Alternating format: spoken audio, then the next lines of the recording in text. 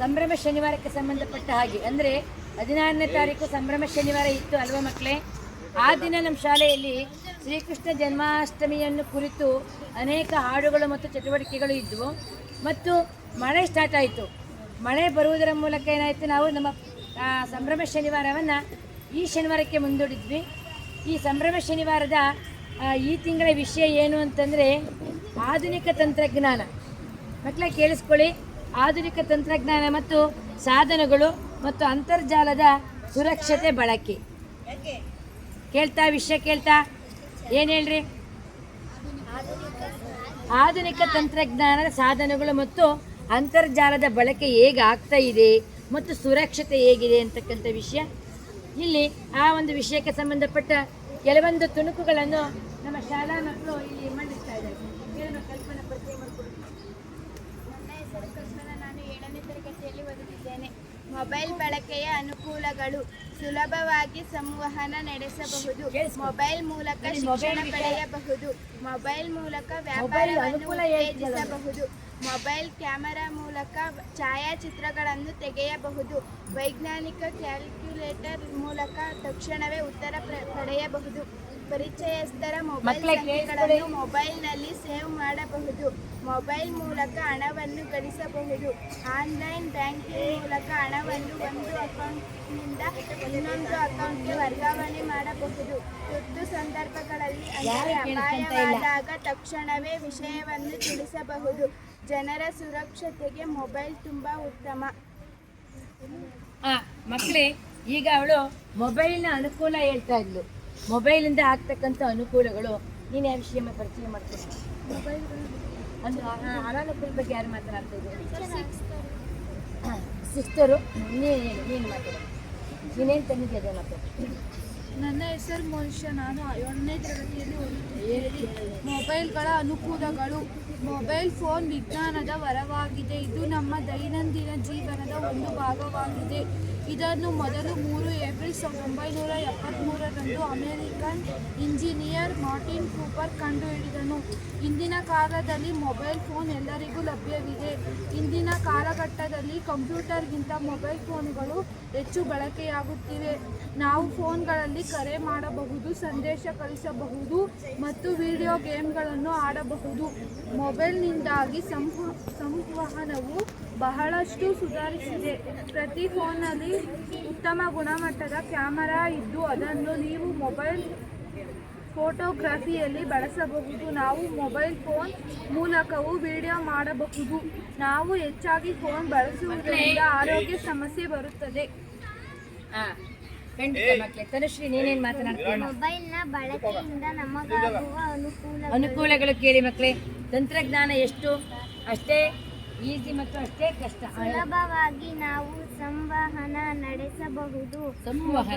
Mobile ಮೂಲಕ ನಾವು ಶಿಕ್ಷಣವನ್ನು ಪಡೆಯಬಹುದು. ಮೊಬೈಲ್ ಕ್ಯಾಮೆರಾ ಮೂಲಕ ಛಾಯಾಚಿತ್ರಗಳನ್ನು ತೆಗೆಯಬಹುದು. ವೈಜ್ಞಾನಿಕ ಕ್ಯಾಲ್ಕುಲೇಟರ್ ಮೂಲಕ ತಕ್ಷಣವೇ ಉತ್ತರ ಪಡೆಯಬಹುದು. ಯಾರಿಗಾದರೂ ಕಷ್ಟದಲ್ಲಿ ಇದ್ದಾಗ ಹಣವನ್ನು ಕಳಿಸಬಹುದು. ಮನೆಯಲ್ಲಿ ಯಾರಿಗಾದರೂ ಆರೋಗ್ಯ ಸರಿ ಇಲ್ಲದಿದ್ದರೆ ಆಸ್ಪತ್ರೆಗೆ ಮೊಬೈಲ್ ಮೂಲಕ ಫೋನ್ ಮಾಡಬಹುದು. ಮೊಬೈಲ್ ಮೂಲಕ ಮನೆಗೆ ಅಥವಾ ನಮಗೆ ಬೇಕಾದ ವಸ್ತುಗಳನ್ನು ಬುಕ್ ಮಾಡುವುದರ ಮೂಲಕ ಪಡೆಯಬಹುದು. ಅದಕ್ಕಾಗಿ ಜನರಿಗೆ ಮೊಬೈಲ್ ಅನುಕೂಲವೂ ಹಾಗೂ ಅನಾನುಕೂಲವೂ ಆಗಿದೆ. ಖಂಡಿತ. ನೀನೇನು ಹೇಳ್ತೀಯ ಬಿಂದ್ಯಾ? ಕಾಣದ ಚಾಟಿಯ ಪೆಟ್ಟು. ಮಕ್ಕಳೇ, ಇಲ್ಲಿ ಅನೇಕ ಪಾಯಿಂಟ್ಸ್ಗಳನ್ನ ಕೊಟ್ಟಿದ್ದಾರೆ. ಕಾಣದ ಚಾಟಿಯ ಪೆಟ್ಟು ಅಂದ್ರೆ ಏನು ಅಂತಕ್ಕಂಥ ವಿವರವನ್ನ ಬಿಂದ್ಯಾ ಹೇಳ್ತಾ ಇದ್ದಾರೆ. ಹೇಳಮ್ಮ. ಸಂಧ್ಯಾ 16 ವರ್ಷದ ಬಾಲಕಿ. ಆಕೆಯ ಶಾಲಾ ವಾರ್ಷಿಕೋತ್ಸವದ ಕಾರ್ಯಕ್ರಮದಲ್ಲಿ ಅವಳಿಗೆ ಗೊತ್ತಿಲ್ಲದೆ ಯಾರೋ ತೆಗೆದ ಫೋಟೋವನ್ನು ಮತ್ತೊಬ್ಬರು ಫೇಸ್ಬುಕ್ನಲ್ಲಿ ಹಾಕಿರುತ್ತಾರೆ. ಈ ಸುದ್ದಿಯನ್ನು ಸ್ನೇಹಿತೆಯಿಂದ ತಿಳಿದ ಸಂಧ್ಯಾ ಮನೆಯಲ್ಲಿ ಗೊತ್ತಾದರೆ ಏನು ಅನಾಹುತವಾಗುವುದೋ ಎಂದು ಯೋಚಿಸಲು ಆರಂಭಿಸುತ್ತಾಳೆ. ದಿನ ಕಳೆದಂತೆ ಮಾನಸಿಕವಾಗಿ ಕುಗ್ಗಿ ಹೋಗುತ್ತಾಳೆ. ಸದಾ ಲವಲವಿಕೆಯಿಂದಿದ್ದ ಅವಳು ಮೌನವಾಗುತ್ತಾಳೆ. ಹಾಗೂ ಮಾನಸಿಕ ಖಿನ್ನತೆಗೆ ಒಳಗಾಗುತ್ತಾಳೆ. ವಿದ್ಯಾಭ್ಯಾಸದಲ್ಲೂ ಹಿಂದುಳಿಯುವಳು. ಇದರಿಂದ ಗಾಬರಿಗೊಂಡ ಪೋಷಕರು ಎಷ್ಟು ಕೇಳಿದರೂ ತನ್ನ ಸಮಸ್ಯೆ ಹೇಳಿಕೊಳ್ಳುವುದಿಲ್ಲ. ನಂತರ ಅವಳನ್ನು ಮನಃಶಾಸ್ತ್ರಜ್ಞರ ಬಳಿ ಕರೆದುಕೊಂಡು ಹೋಗುತ್ತಾರೆ. ಆಗ ಅವರು ಆ ಮಗುವನ್ನು ಮಾತನಾಡಿಸಿ ಆಕೆಯ ಮನಸ್ಸಿನಲ್ಲಿನ ಖಿನ್ನತೆಗೆ ಕಾರಣವನ್ನು ಪತ್ತೆ ಹಚ್ಚಿ ಆಕೆಗೆ ಧೈರ್ಯವನ್ನು ತುಂಬುವರು. ಆ ಕೆಲಸ ಮಾಡಿದ ವ್ಯಕ್ತಿಯನ್ನು ಕರೆಸಿ ಆತನ ತಪ್ಪನ್ನು ಆತನಿಗೆ ಅರ್ಥ ಮಾಡಿಸುವರು. ಮತ್ತು ಹೀಗೆ ಮಾಡುವುದರಿಂದ ನ್ಯಾಯಾಲಯದ ಮೆಟ್ಟಿಲೇರಿದರೆ ಆತನಿಗೆ ಶಿಕ್ಷೆಯೂ ಸಹ ಕೊಡಿಸಬಹುದಾಗಿದೆ ಎಂದು ಮನವರಿಕೆ ಮಾಡಿಕೊಡುವರು. ಧನ್ಯವಾದಗಳು. ಏನು ತಿಳ್ಕೊಂಡಿದ್ರಿಂದ ಈ ಕಾಣದ ಚಾಟಿಯ ಪಟ್ಟು ಅಂತಕ್ಕಂಥದ್ರೆ ನಮ್ಮ ಖಾತೆಯಲ್ಲಿರ್ತಕ್ಕಂಥ ಹಣವನ್ನು ಬೇರೆಯವರು ಕದಿಯಬಹುದು. ಖಂಡಿತ ಕಾಣದ ಚಾಟಿಯ ಪಟ್ಟು ಅಂದರೆ ಏನಂದರೆ, ಈಗ ನನ್ನಲ್ಲಿ ಮೊಬೈಲ್ ಇದೆ ಅಲ್ವಾ, ಯಾರೋ ನಮ್ಮ ಸ್ನೇಹಿತರು ಯಾವುದೋ ಒಂದು ಫೋಟೋವನ್ನು ತೆಗೆದುಕೊಂಡ್ಬಿಟ್ಟು ಅವರು ಅವರ ವಾಟ್ಸಪ್ಪಲ್ಲಿ ಅವರ ಸ್ಟೇಟಸಲ್ಲಿ ಹಾಕ್ಕೊಂಡು ಏನೆಲ್ಲ ವಿಚಾರವನ್ನು ಹರಿಬಿಡ್ತಕ್ಕಂಥದ್ದು, ಇದಕ್ಕೆ ಕಾಣದ ಚಾಟಿಯ ಪೆಟ್ಟು ಅಂತ ಕರಿತೀವಿ. ಇದು ಅನಾನುಕೂಲ ಅಂತ ನಾನಂತೂ ಭಾವಿಸ್ತೀನಿ. ಈ ಮೊಬೈಲ್ ಅಂತಕ್ಕಂಥದ್ದು, ತಂತ್ರಜ್ಞಾನ ಅಂತಕ್ಕಂಥದ್ದು ಎಷ್ಟು ಒಳ್ಳೆಯದು ಅಷ್ಟೇ ಡೇಂಜರ್ ಇದು, ಅದಲ್ವಾ? ಖಾತೆಯಲ್ಲಿರ್ತಕ್ಕಂಥ ಹಣವನ್ನು ಅಷ್ಟೇ. ಆ ವಿಷಯ ಯಾರಿಗೆ ಕೊಟ್ಟಿದ್ದೀನಿ? ಕುಮುದ ಖಂಡಿತ. ಖಾತೆಯಲ್ಲಿರ್ತಕ್ಕಂಥ ತಂತ್ರಜ್ಞಾನ ಎಷ್ಟು ಈಸಿ ಅಷ್ಟೇ ಡೇಂಜರ್. ಹೆಂಗೆ ಗೊತ್ತಾ, ನಮ್ಮ ಖಾತೆಯಲ್ಲಿ ಹಣ ಇರುತ್ತೆ, ನಮ್ಮನ್ನು ಹೆಂಗೆ ಟ್ರ್ಯಾಕ್ ಮಾಡಿ ಹಣವನ್ನು ತೆಗೆದುಕೊಳ್ತಾರೆ ಅಂತ ಕುಮುದ ಹೇಳ್ತಾ ಇದ್ದಾರೆ. ಖಾತೆಯ ಹಣ ಕೋತ. ಖಾತೆಯ ಹಣ ಕೋತ, ಅದರ ಟೈಟಲ್. ಅಭಿಷೇಕನು ಅವನ ತಂದೆ ಬಂದ ನಂತರ ಮೊಬೈಲ್ ಇಸ್ಕೊಂಡು ಆಟವಾಡುವುದು ಅಭ್ಯಾಸವಾಯಿತು. ಅವನು ದಿನ ಆಟವಾಡುವಾಗ ಒಂದು ಸಂದೇಶ ಬರುತ್ತದೆ. ಆ ಸಂದೇಶದಲ್ಲಿ 1 ಕೋಟಿ ರೂಪಾಯಿ ನಿಮ್ಮ ಬ್ಯಾಂಕಿಗೆ ಬರುತ್ತದೆ. ಈ ಕೆಳಗಿನ ಮಾಹಿತಿಯನ್ನು ನೀಡಿ. ಅವನು ಎಲ್ಲ ಹೆಸರು ಎಲ್ಲ ಕೊಟ್ಟಾಗ 1 ತಾಸು ನಂತರ ಆಗುತ್ತೆ, ನಿಮ್ಮ ಇನ್ನೊಂದು ಸಂದೇಶ ಬರುತ್ತೆ, ನಿಮ್ಮ ಅಕೌಂಟ್ನಲ್ಲಿ 56,000 ಕಟ್ಟಾಗಿದೆ. ಇದರಿಂದ ಅವರ ತಂದೆ ಬ್ಯಾಂಕಿಗೆ ಕರೆ ಮಾಡಿ ಕೇಳಿದಾಗ ಅವರು ನೀವು ಇದನ್ನು ನೀಡಬಾರದಾಯಿತು ಅಂತ ಹೇಳುತ್ತಾರೆ. ಆಮೇಲೆ ಅವ್ರಿಗೆ ಗೊತ್ತಾಗುತ್ತೆ ನಾವು ಒಂದು ಬ್ಯಾಂಕ್ ಹ್ಯಾಕ್ ಮಾಡುವ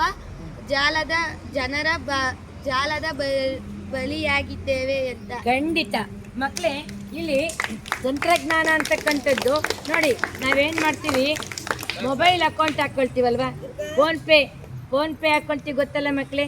ಆ ಫೋನ್ಪೇ ಅಂತಕ್ಕಂಥದ್ದು ಎಷ್ಟು ಡೇಂಜರ್, ಯಾವ ಥರ ನಮ್ಮನ್ನು ಟ್ರ್ಯಾಕ್ ಮಾಡ್ತಾರೆ ಅಂದರೆ, ಯಾರೋ ಒಂದು ಮನೆಯಲ್ಲಿರ್ತಕ್ಕಂಥ ಮಗುವಿಗೆ ಯಾರಿಗೋ ಒಂದು ಕಾಲ್ ಬರುತ್ತೆ, ನನ್ನ ಮೊಬೈಲ್ಗೆ ಬರುತ್ತೆ ಅಂತ ಇಟ್ಕೊಳ್ಳೋಣ, ತಂದೆ ತಾಯಿ ಮೊಬೈಲ್ಗೆ. ಆಗ ನಾವೆಲ್ಲ ಹೊರಗಡೆ ಹೋಗಿರ್ತೀನಿ, ಏನೂ ಅರಿಯದ ಮಗು ಮನೆಯಲ್ಲಿರುತ್ತೆ, ನೋಡಪ್ಪ ನಿಮ್ಮ ಅಮ್ಮನ ಅಕೌಂಟ್ಗೆ 1 ಕೋಟಿ ರೂಪಾಯಿ ಹೊಡೆದು ಬಿಟ್ಟಿದೆ, ನಿನ್ನ ತಕ್ಷಣ ಅವರ ಮೊಬೈಲ್ ನಂಬರ್ ಹೇಳು, ಅವರ ಆ ಖಾತೆಯ ಸಂಖ್ಯೆ ಹೇಳು, ಮತ್ತು ಅವರಿರ್ತಕ್ಕಂಥ ಡೀಟೇಲ್ಸ್, ಹುಟ್ಟಿದ ದಿನಾಂಕ ಹೇಳು ಅಂತ ಎಲ್ಲ ಕೇಳಿದಾಗ ಮಗು ಸಂತೋಷಪಟ್ಟು ಎಲ್ಲವನ್ನು ಹೇಳ್ಬಿಡುತ್ತೆ. ಆಗ ಹೇಳಿದ ತಕ್ಷಣ ಕೆಲವೇ ಸೆಕೆಂಡುಗಳಲ್ಲಿ ಏನಾಗುತ್ತೆ, ನಮ್ಮ ಅಕೌಂಟಲ್ಲಿರ್ತಕ್ಕಂಥ ಹಣ ಎಲ್ಲ ಕೋತ ಆಗುತ್ತೆ. ಇದು ಟೈಟಲ್ ಏನಮ್ಮ? ಖಾತೆಯ ಹಣ ಕೋತ. ಸೊ ಯಾಕೆ ಈ ವಿಷಯವನ್ನು ಹೇಳಿದರೆ ಸಂಭ್ರಮ ಶನಿವಾರದಲ್ಲಿ ಅಂತಂದರೆ, ನಾವು ತಂತ್ರಜ್ಞಾನವನ್ನು ಎಷ್ಟು ಸುಲಭವಾಗಿ ಬಳಸ್ತೀವೋ ಅಷ್ಟೇ ಕಠಿಣತೆಯೂ ಸಹ ಇದರಲ್ಲಿರುತ್ತೆ. ಆದ್ದರಿಂದ ಖಾತೆಯ ಹಣ ಕೋತ ಅಂತಕ್ಕಂಥ ಒಂದು ವಿಷಯವನ್ನು ಇಲ್ಲಿ ಕೊಟ್ಟಿದ್ದಾರೆ. ನೆಕ್ಸ್ಟ್ ಯಾರು ಮಾತನಾಡ್ತೀರಾ? ಪ್ರಿಯಾಂಕ, ನಿನ್ನ ಟಾಪಿಕ್ ಏನಮ್ಮ? ಅಭಿ 2ನೇ ತರಗತಿ ವಿದ್ಯಾರ್ಥಿ. ಇಲ್ಲಿ ಕಣ್ಣಿನ ಸುರಕ್ಷತೆ ಮತ್ತು ಕಣ್ಣಿನ ಅಂತ ಬಂದಿದೆ, ಹೌದಲ್ವಾ? ಇಲ್ಲಿ ಕಣ್ಣಿನ ಸುರಕ್ಷತೆ ನೋಡಿ, ಈ ಮೊಬೈಲ್ ಅಂತಕ್ಕಂಥದ್ದು ನಾವು ಯಾವುದೇ ಒಂದು ಮನೆಗೆ ಹೋದರೆ ಆ ಆಟದ ಸಾಮಾನಾಗಿದೆ ಈ ಮೊಬೈಲು. ಯಾವ ಚಿಕ್ಕ ಮಕ್ಕಳಿಗೆ ಊಟ ಮಾಡಿಸ್ಬೇಕಾದ್ರೂ ಮೊಬೈಲ್ ಕೊಟ್ಟಿರ್ತಾರೆ. ಆ ಮೊಬೈಲ್ ಕೊಟ್ಟರೆ ಮೊಬೈಲ್ ನೋಡ್ತಾ ಇರುತ್ತೆ, ಈ ಕಡೆ ಅಮ್ಮ ಊಟ ಮಾಡಿಸ್ತಾ ಇರ್ತಾಳೆ. ಮಗು ಎಷ್ಟು ಊಟ ತಿಂದೆ ಅಂತ ಕಾನ್ಸೆಪ್ಟೇ ಗೊತ್ತಿರಲ್ಲ ಮಗುವಿಗೆ, ಸುಮ್ಮನೆ ತಿಂತಾ ಇರುತ್ತೆ, ಇಲ್ಲ 24 ಗಂಟೆ ನೋಡ್ತಾ ಇರುತ್ತೆ. ಇವತ್ತು ಒಂದು ಕೆಟ್ಟ ಚಾಳಿ ಅಂತ ನಾನಂತೂ ಹೇಳ್ತೀನಿ ಮೊಬೈಲನ್ನು. ಇದನ್ನು ಒಳ್ಳೆಯತನಕ್ಕೆ ಮಾತ್ರ ಬಳಸಬೇಕಾಗುತ್ತೆ ಮಕ್ಕಳೇ. ಈ ಮೊಬೈಲನ್ನು 24 ಗಂಟೆ ಇಲ್ಲ ಟಿ ವಿ ಮುಂದೆ ಕೂತ್ಕೊಂಡಿರ್ತಾರೆ, ಇಲ್ಲ ಮೊಬೈಲ್ ಮುಂದೆ ಕೂತ್ಕೊಂಡಿರ್ತಾರೆ. ಮಕ್ಕಳಿಗೆ ಕಣ್ಣಿನ ಪರದೆ ಅಂತಕ್ಕಂಥದ್ದು ಏನಾಗಿದೆ, ಇದು ಹೋಗ್ತಾ ಹೋಗ್ತಾ ಹೋಗ್ತಾ ಕೇವಲ ನಿಮ್ಮ ಎಜುಕೇಷನ್ ಮುಗಿಯೋರೊಳಗಾಗಿನ ಕಣ್ಣಿನ ಪೊರೆನೇ ಹೋಗಿರುತ್ತೆ. ಈಗ ನೋಡಿ, ಚಿಕ್ಕ ಚಿಕ್ಕ ವಯಸ್ಸಿನಲ್ಲೇ ಕನ್ನಡಕ ಹಾಕ್ಕೊಂಡಿರ್ತಾರೆ ಮಕ್ಕಳಿಗೆ. ಇನ್ನು ಅವ್ರಿನ್ನ ಹೈಸ್ಕೂಲ್ಗೆ ಹೋಗ್ತಿರ್ತಾರೆ, ಆದರೆ ಕನ್ನಡಕ ಹಾಕಿರ್ತಾರೆ. ಅವ್ರ ಜೀವನ ಪರ್ಯಂತ ಹೆಂಗೆ ನೋಡಬೇಕು, ಕೆಲಸ ಮಾಡಬೇಕು ಅವರು. ಇನ್ನು ಸಾಫ್ಟ್ವೇರ್ ಆದ್ರ ಇಂಜಿನಿಯರ್ಸ್ಗಳಂತೂ 24 ಗಂಟೆ ಕಂಪ್ಯೂಟರ್ ಮುಂದೆ ಕೂತಿರ್ಬೇಕು. ಆ ಸಂದರ್ಭದಲ್ಲಿ ಸಾಯೋವರೆಗೂ ಕೆಲಸ ಮಾಡಬೇಕಾಗುತ್ತೆ ಅವರು. ಅದಕ್ಕೋಸ್ಕರ ನಾನೇನು ಹೇಳೋದು, ಅವಶ್ಯಕತೆ ಇದ್ದಾಗ ಮಾತ್ರ ಮೊಬೈಲನ್ನು ನೋಡಿ ಅಲ್ವಾ. ಕಣ್ಣಿನ ಸುರಕ್ಷತೆ ಅಂತಕ್ಕಂಥ ಟಾಪಿಕ್ ನೀವು ಹೇಳ್ತಾಳೆ ನಮ್ಮ ಅಭಿ 2ನೇ ತರಗತಿ ವಿದ್ಯಾರ್ಥಿ 4ನೇ ಬೆಂಚಿನಲ್ಲಿ ಕುಳಿತಿದ್ದರು. ಕಪ್ಪು ಹಲಗೆಯ ಮೇಲೆ ಬರೆದಿರುವ ಅಕ್ಷರಗಳು ಕಾಣಿಸುವುದಿಲ್ಲ ಎಂದು ತರಗತಿ ಶಿಕ್ಷಕರಿಗೆ ತಿಳಿಸುತ್ತದೆ. ತನ್ನನ್ನು ಮುಂದಿನ ಬೆಂಚಿನಲ್ಲಿ ಕೂರಿಸಬೇಕೆಂದು ಕೇಳಿಕೊಳ್ಳುತ್ತಾನೆ. ಅದಕ್ಕೆ ಶಿಕ್ಷಕರು ಅಭಿನ ತಂದೆ ತಾಯಿಯನ್ನು ಕರೆಸಿ ಅವನಿಗೆ ಕಣ್ಣಿನ ಪರೀಕ್ಷೆ ಮಾಡಿಸುವಂತೆ ತಿಳಿಸುತ್ತಾರೆ. ಅದಕ್ಕೆ ಅವರು ಅಭಿನನ್ನು ನೇತ್ರ ತಜ್ಞರ ಬಳಿ ಕರೆದುಕೊಂಡು ಹೋಗುತ್ತಾರೆ. ಅದಕ್ಕೆ ವೈದ್ಯರು ಪರೀಕ್ಷೆ ಮಾಡಿ ಒಂದು ಕನ್ನಡಕ ನೀಡಿ ಅವನಿಗೆ ಹತ್ತಿರದಿಂದ ದೂರದರ್ಶನ ವೀಕ್ಷಿಸಬಾರದು ಮತ್ತು ತಲೆಯಲ್ಲಿ ಮೊಬೈಲ್ನ ಹೆಚ್ಚು ಕಾಲ ವೀಕ್ಷಣೆ ಮಾಡಬಾರದು ಅಂತ ಡಾಕ್ಟರ್ ಹೇಳ್ತಾರೆ. ಮಾಡುವುದರಿಂದ ಹೀಗಾಗಿದೆ ಎಂದು ತಿಳಿಸುವರು.